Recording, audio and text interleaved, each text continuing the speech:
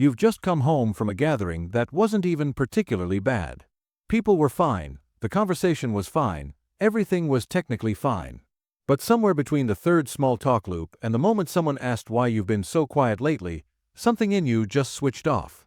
You smiled through it, said the right things, and counted the minutes until you could leave without seeming rude. Now you're finally home. The lights are dim.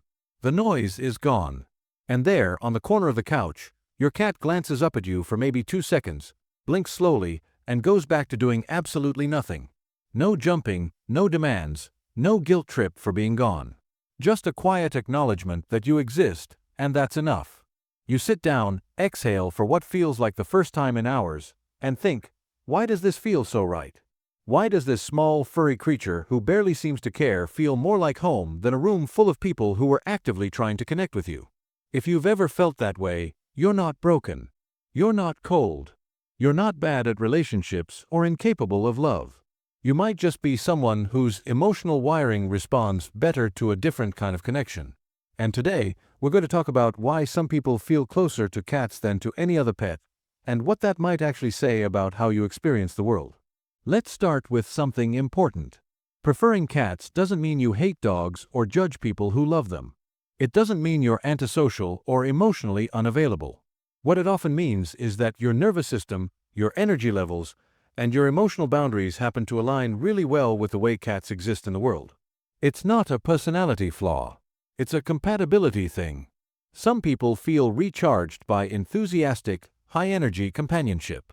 Others feel drained by it, even when they love the animal offering it. Neither response is wrong. They're just different. And when you find a pet whose presence matches your internal rhythm, something clicks. You stop performing. You stop managing. You just exist together. This is general education. People connect with pets for many reasons, and preferences don't prove anything about your personality.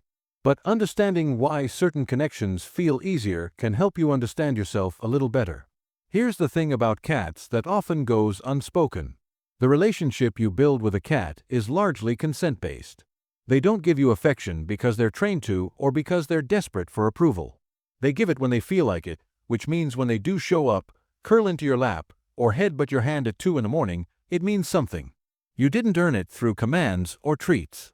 You earned it by being safe, predictable, and respectful of their space. For people who are used to relationships feeling like a performance, like you constantly have to prove yourself to be worthy of connection, this dynamic is quietly revolutionary. The cat doesn't need you to be impressive. It needs you to be consistent. And that's a very different kind of emotional contract. Let's break down some of the specific reasons this bond resonates so deeply for certain people. First, boundaries and autonomy. Cats model something that many people struggle to practice in their human relationships: the ability to say no without guilt and yes without obligation. A cat will walk away from you mid-pet if it's done. It won't apologize. It won't worry about hurting your feelings. And instead of feeling rejected, many people find this liberating. It's a living reminder that boundaries aren't mean. They're just honest.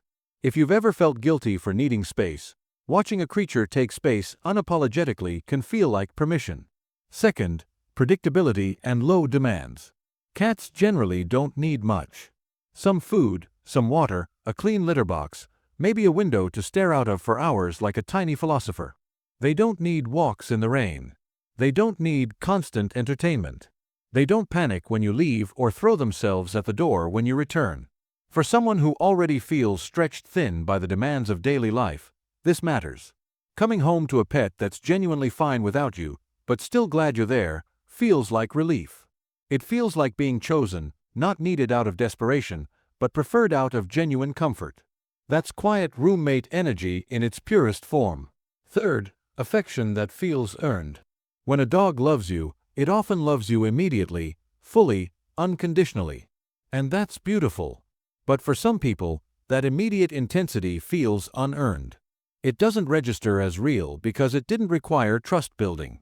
With a cat, affection usually comes in stages. First, they tolerate you. Then they acknowledge you.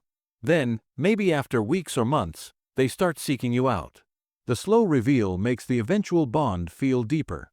You didn't just receive love. You built it, together, brick by brick. But here's the part people miss. That slow trust-building process isn't just about the cat learning to trust you. It's also about you learning to trust the process. Learning that connection doesn't have to be loud or immediate to be real. Learning that patience is a form of care. For people who've been burned by relationships that started fast and fell apart faster, this pacing can feel genuinely healing. Fourth, sensory comfort. There's something almost medically calming about a purring cat. The vibration, the warmth, the rhythmic sound. It's not nothing. Research suggests that these sensory elements can actually lower stress in some people. But even without the science, you know if you've experienced it. A warm cat on your chest at the end of a hard day is a soft reset button for your entire nervous system. It asks nothing. It just exists with you, and somehow that's enough to make the world feel slightly less heavy. Fifth, avoiding overstimulation. If you're someone who gets easily overwhelmed by noise, chaos, or emotional intensity, cats are often a better match simply because they're quieter. They don't bark. They don't demand constant interaction. They don't fill the room with energy you have to manage. For people who are already using most of their bandwidth just navigating human relationships and work and life, coming home to a calm, self-sufficient animal feels like being given room to breathe. Sixth, reading subtle cues. Cats communicate quietly. A slow blink, a specific tail position, the way they position their ears. Learning to read these signals requires paying attention. And for people who are naturally attuned to subtlety, who notice shifts in tone or body language that others miss, this form of communication feels familiar. It feels like speaking a native language instead of constantly translating. You understand each other in small ways that don't require explanation. But sometimes, there's a question worth sitting with. Why do I feel safer here than anywhere else? Now let's gently address some things people assume about those who prefer cats. First, that you must hate people. Preferring quiet, low-demand companionship doesn't mean you hate humans. It often means you're selective about where you spend your limited social energy. That's not coldness. That's resource management. Second, that you're emotionally unavailable. Feeling deeply connected to a cat doesn't mean you're incapable of human intimacy. It might mean that the intimacy you crave looks different than what's typically celebrated, less loud, more steady. Third, that you're antisocial. Needing solitude isn't the same as rejecting people. Many cat people have deep, meaningful human relationships. They just also need significant time alone to stay balanced. Fourth, that you're somehow irresponsible and couldn't handle a more demanding pet. Choosing a pet that matches your lifestyle isn't laziness. It's self-awareness. Knowing your limits and respecting them is actually the responsible choice. Fifth, that the bond must be shallow because cats seem aloof. Anyone who's been truly loved by a cat knows this is absurd. The bond is different, not lesser. It's built on mutual respect rather than dependency, and that can be profoundly deep. Here's a gentle reality check, though. There's a difference between healthy autonomy and avoidance. Cats can teach us beautiful things about boundaries and peace and quiet connection. But if you notice that your cat is becoming your only safe relationship, if human connection feels increasingly impossible rather than just draining, that's worth paying attention to. Cats can absolutely help you recharge. But they probably shouldn't become the only place you feel safe if loneliness is growing underneath the surface. The goal isn't to replace human connection with animal connection. It's to find enough peace in your home base that you have energy for both.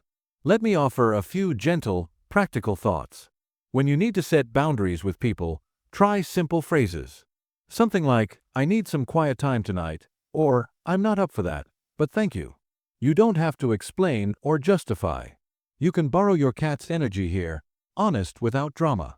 Consider tiny human check-ins. Even one short conversation with someone you trust each week can keep you connected without overwhelming you. Balance your routine. Let your cat time be restorative, not escapist. Notice if you're hiding versus resting. They feel different in your body. Practice the slow blink with people, metaphorically. Small acknowledgments, brief warmth, no pressure. Connection doesn't always have to be a big event. Remember that your cat is an honest mirror. They respond to your energy, your consistency, your calmness. What they reflect back might tell you something useful about how you're actually doing. What does it mean that some of us feel most at home with creatures who ask for nothing but presence? Maybe it means we're tired. Maybe it means we're overstimulated by a world that's always demanding more.